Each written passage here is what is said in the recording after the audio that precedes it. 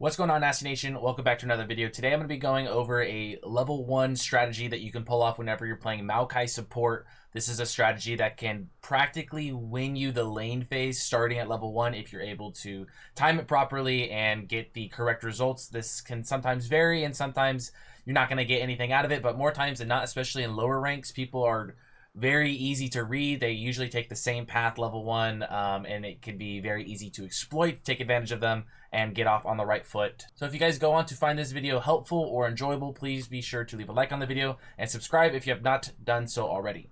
I'm going to show you how you can do this from both perspectives. To start off, we're going to be going from the blue side, and the way that you are going to get a lead super early on level 1 is by running this specific rune page here.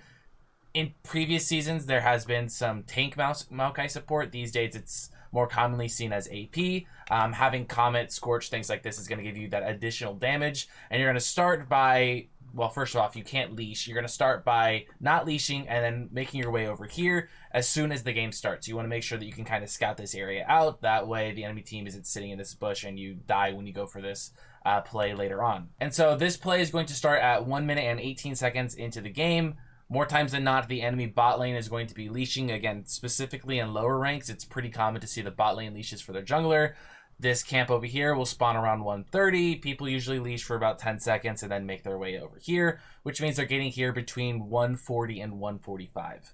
Your saplings on a 10-second cooldown, so you can throw one of them every 30 seconds, and they're going to be in the bush for at least 30 seconds if you are able to throw them into a bush. So with all that being said, we're expecting them to be here at around 140 to 145. We are going to throw our first sapling at 118, and we're going to throw it right here specifically, and that's because we want to be able to space out our saplings.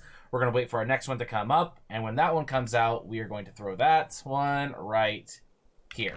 Now, by spacing these saplings out as we did, what we're hoping for is the first person walks here, takes damage from that. We're going to space it out a little bit as they walk forward. Now they're still walking to lane. They get hit by a second one. We're popping Scorch. We're popping Comet. And we're doing a lot of damage before they even get to the lane phase. Now, to add insult to injury, there's a couple other things that you can do to further punish them. One of which is by having your ADC come over here and pull the wave. If you guys aren't familiar with pulling the wave, essentially what they're going to do is stay in the bush, come out of the bush, hit the minion once or twice, walk into the bush. And what that's going to do is it's going to mess up the minion wave in a way that one of your minions will die before the enemy bot lane gets there, especially after being slowed and taking damage. It's going to set them back even further. And the very last thing that you could do is after you've thrown your first two saplings, the first one being here, second one being here, third thing being your ADC pulling the wave. After this wave is up here, you throw your third and last sapling right here.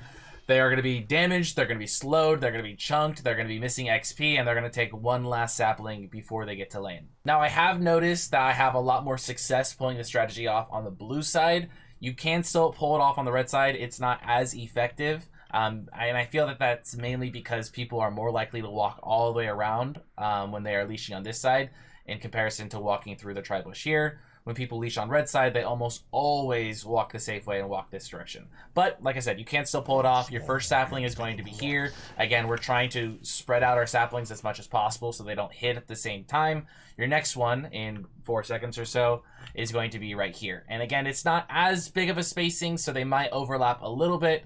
But by throwing that one here, you're going to get those two off. Same thing applies. You can have your ADC pull the wave, and then you could also throw your third and last one after the wave has been pushed up right around here. They have no way to get to the lane other than taking damage from this sapling as well.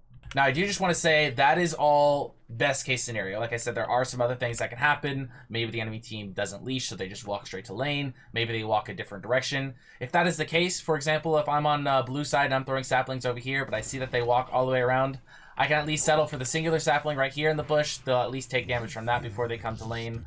Or if I am on this side and I'm here and I see that they're maybe not walking this direction, I can go over here, get a cheeky sapling that way.